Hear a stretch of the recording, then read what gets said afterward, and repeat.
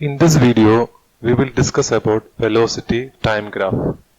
In order to draw a velocity time graph, we need a data. The data is given in the form of a table. If you analyze the table, you can understand that the object is in uniform velocity. That is, it has equal displacements in equal intervals of time. So if we draw a graph using this table, the graph will be like this.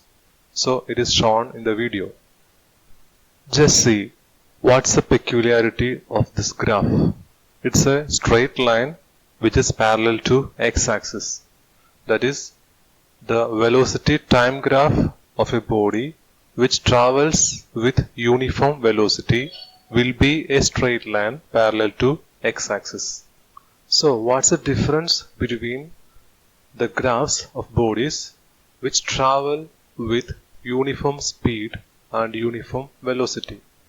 The position time graph of a body which travels with uniform speed will be an inclined straight line, whereas the velocity time graph of a body which travels with uniform velocity will be a straight line which is parallel to the x-axis.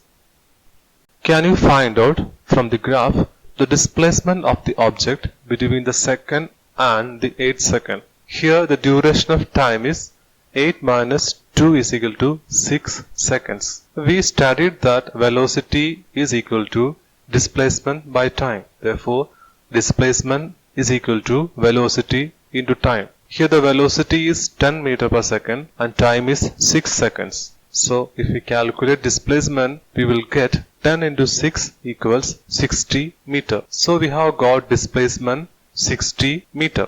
The most interesting fact is that this displacement can be found from the graph very easily. Here we took the time interval between 8 second and 2nd second. That is, the time interval is 6 second. If we draw a straight line from 2nd second to the graph line and 8 second to the graph line, it will be forming a rectangle. We are giving name A, B, C, D to the rectangle.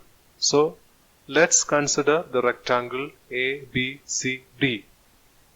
If we calculate the area of rectangle, it can be written as L into B, that is length into breadth.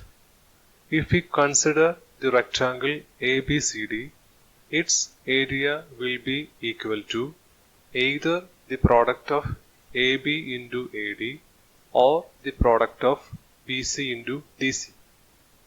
So let's consider the product AB into AD.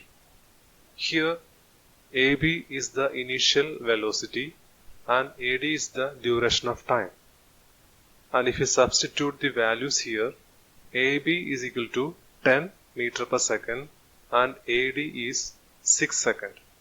And if we calculate this, we will get 10 into 6 is equal to 60.